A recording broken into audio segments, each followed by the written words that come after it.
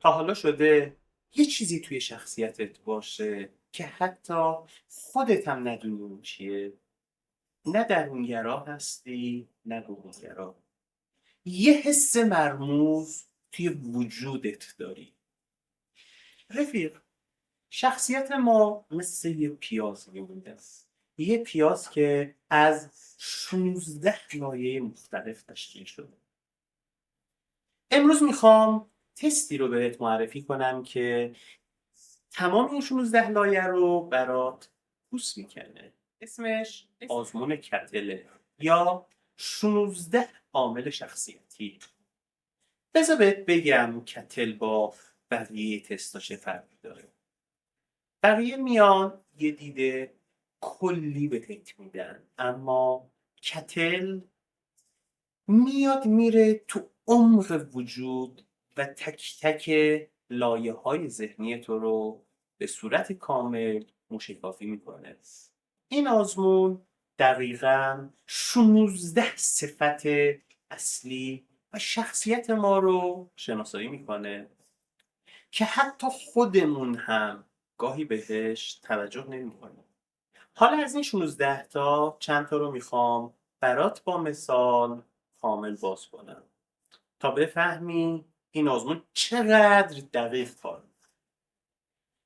مثال، کتل بهت میگه که چقدر آدم شکاکی هستی یا آدم زودباوری هستی. چقدر واقع بین هستی، چقدر خیال پردازی. چه اندازه هیجانی تصمیم میگیری یا منطقی هستی. یا مثلا چقدر آدم منضبط و قانونمندی هستی یا یه آدم بیخیال و آزاد. این تست بهت میگه توی رابطه هات چقدر باطه و جدی هستی یا آدم مهربون و مدارا کننده ای. خب حالا این همه جزئیات به چه دردت میخوره؟ کتل یه ابزار خیلی فوق‌العاده برای مشاوره شغلی و تحصیلیه. حالا تو فکر کن بدونی که 16 ستون شخصیتی تو دقیقاً کجاست. کدوم یکی از این ستونها استوارتره؟ اینجوری راحت میتونی برای آینده تصمیم بگیری و شغل مناسب رو برای خودت انتخاب کنی. یا حتی برای انتخاب شریک عاطفی و یا برای مدیریت تیمی که بالا سرش هست. میتونی از آزمون کتل استفاده کنی تا بشناسی که با کی داری شریک میشی، چه عاطفی چه در کسب و کار خود.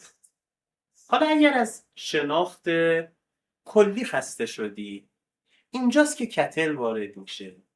بهترین انتخابیه که تو میتونی داشته باشی. به نظر تو توی این 16 صفتی که اسم بردیم قوی ترین صفت تو چیه؟ توی کامنت ها برامون حدس بزن و برای دریافت لینک این آزمون کلمه کتل رو برامون کامنت کنیم.